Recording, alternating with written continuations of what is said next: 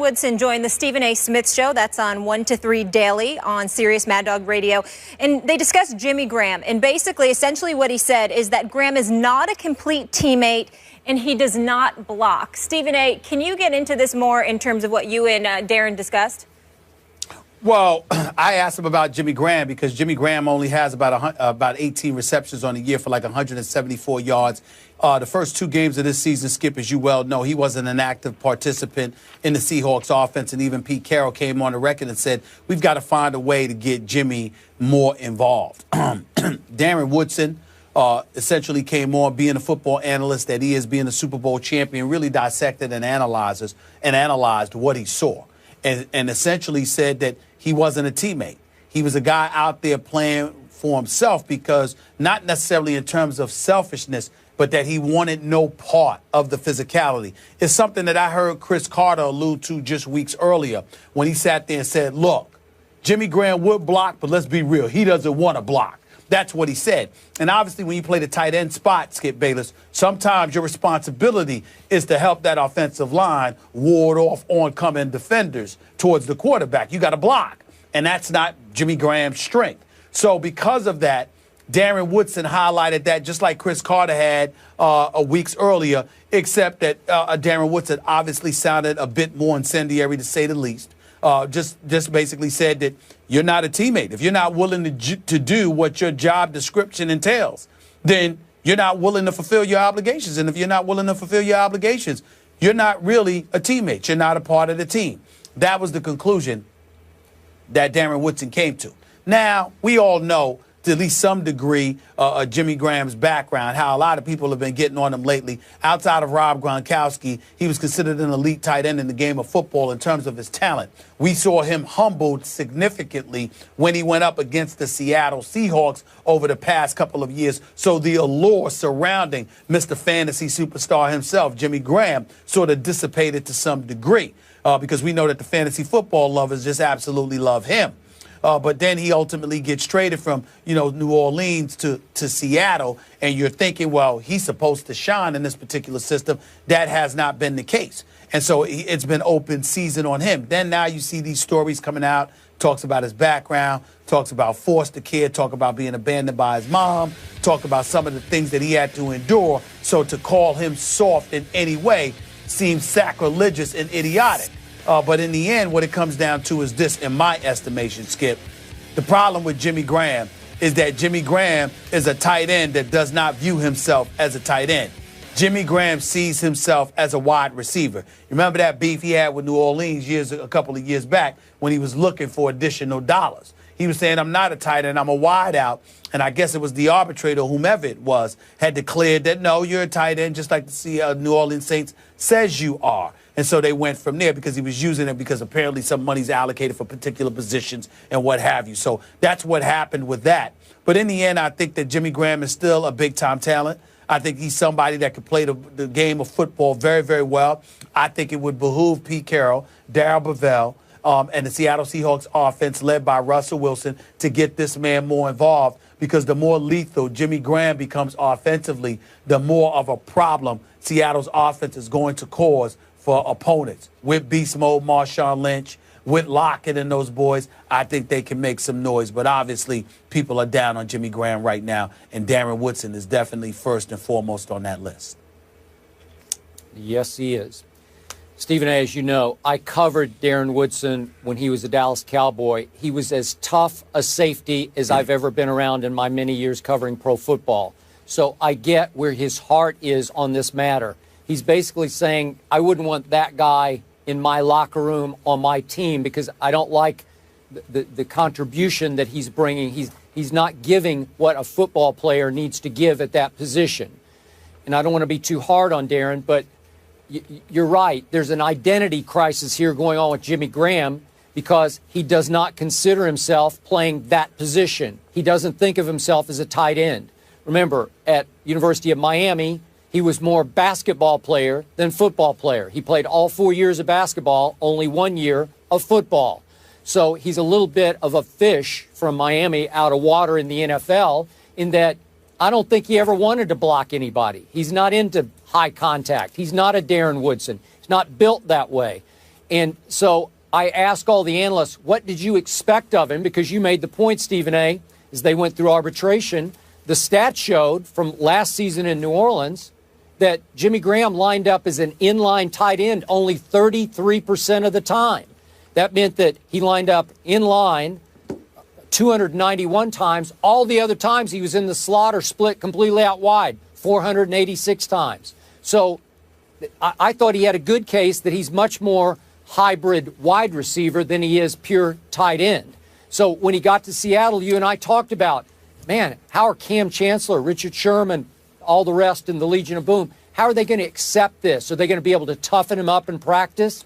Well, so far, not so good. Now, do they resent him? I don't know. I don't have any idea. But he's so far having a hard time fitting into the Seattle offense, and it may be a little bit because there's some resentment that he doesn't do the dirty work, as Darren Woodson said. But I don't think he's capable. I don't think he's built to do the dirty work. I think they just have to accept him for what he is and isn't. Well, I think they have to remember the number one reason they brought him to Seattle. Bottom line is they didn't bring him to Seattle to block. I understand that's part of his responsibility, but they didn't bring him to Seattle for that. They brought him to Seattle to catch the football. They brought him to Seattle to be their version and the NFC's version of Rob Gronkowski, because we all know as it goes for tight ends, he may be the closest thing to Rob Gronkowski out there in terms of route running and catching the football from the tight end slot. If they utilize him effectively, none of this is an issue. I promise you. The Legion of Boom is going to look at him and his ability to elevate Seattle's offense, and they will gravitate to him in a heartbeat. But you don't ask a guy like that to block that much. I don't care what anybody says. You just don't do it. Because not only does he not want to, but he's not built for it, okay? He's a big boy, but he's not big and rugged like Rob Gronkowski. He's just tall and athletic. There's a difference. And when you have somebody like that, you've got brawlers and you've got boxers. He's a boxer. He's a finesse guy. He's gifted in skill. I agree. There's no rough and ruggedness to him. He might be internally stronger than they're giving him credit for, but he's not a rough and rugged kind of player. He's more finesse and skilled. And when you know that, you can't put him in a position where you're asking him to be Rough Riders. I do understand, though, where it's coming from. Remember what I told you Cam Chancellor and the Legion of Boom told me a couple of years back? We teach everyone here to attack your fears. Whatever you fear, go out there and do it, because we don't want you doing it. I don't think it's a matter of Jimmy Graham being fearful. I think it's a matter of him feeling like he's not productive unless he's catching the football and making things happen as opposed to blocking. That's part of his problem. Okay. So somebody's going to have to get into his head and modify his mindset to some degree, but at the same time, they're going to have to learn to appreciate the gifts that he brings to the table, because they didn't have it before he arrived. That's why they went out there and got him. Okay, so Stephen A., this is your other Super Bowl team, the Seahawks. They going to win at Cincinnati Sunday? I believe they will. Their offense has given me no reason to believe that, but I think that they'll come alive and they'll show up for this game. Cincinnati's very good. They're very gifted. You know, I have no faith in them in the postseason, but I think they're legit in the regular season. But they're not going to go undefeated.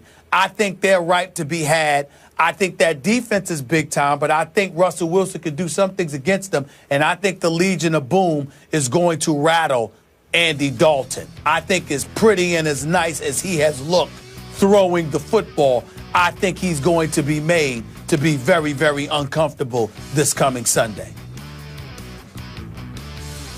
Give me a score. I'm going to say Seattle 22, Cincinnati 20. Really? Okay, so you at least have it close. It's going to be close. I completely disagree with your take. I believe that your Seahawks stole a game on Monday night, short turnaround on the road to Cincinnati. They were very lucky to get out with their, 2-2 life after Monday night. Should be 1-3 going to Cincinnati. We both agreed that we didn't love some of the things we saw offensively. Russell Wilson turned the ball over a couple times. Then the defense giving up a near 91-yard touchdown drive, nearly to end the game. Not a great sign. Cam Chancellor still trying to sort of find his way back into the Legion of Boom. Obviously slightly rusty here and there, though he made a great play that looked like it had saved the game until the bat out of hell play occurred. So I'm going to go with Cincinnati here because I'm starting to believe in the Bengals. I did not even have them in the playoffs, but my eye test is telling me they have a different level of self-confidence this year than I've seen in the past. Last few years, they have roller coastered all the way through the year, and maybe they still will. Maybe this will be the start of a decline. But I like the way Andy Dalton is carrying himself. He seems to be playing with a much higher level of self-confidence than I've seen in the past. So after what they did, just obliterating the Raiders on opening day at Oakland, they went and won at Baltimore. I'm going to go with them. I got a close score, too. I got 21-17 Bengals over your Seahawks. Well, I'm going to tell you this much. Andy Dalton has looked incredibly impressive. He's completing 67% of his passes. He's only thrown one interception on the season and 9 touchdowns. You know, his QBR is at 87, which is really, really great. It's better than most quarterbacks in the league, if not all of them. And then when I look at Giovanni Bernard and Jeremy Hill, I give a lot of credit where credit is due. And, of course, A.J. Green is one of the top 5 receivers. Yep. In the game of football. And this defense is no joke either. But I do believe, Skip Bayless, that it may very well be too good to be true. Andy Dalton, in my opinion, can't continue to play this way. I could be wrong, but I don't believe it. What I would say is this. I want to give Marvin Lewis, who obviously I've called out on many occasions, I want to give him credit and be fair to him for the outstanding job that he's doing thus far. I also want to take a moment to give major props to Hugh Jackson, an individual who should have never been let go by Reggie McKenzie as head coach for the Oakland Raiders, who's now the offensive coordinator in Cincinnati, who I think is doing an outstanding job in terms of reshaping the makeup, the mental makeup of the Cincinnati Bengals, particularly, obviously, on the offensive side of the ball. They're coming after people, and I haven't seen them do that like this in all the years that Marvin Lewis has been there. So I'm going to give Hugh Jackson a lot of credit for what we're seeing from Andy Dalton and the rest of that offense now, not because of their abilities, but also because of their mindset. They are coming after it. They are constantly on the offensive, and I like that mentality.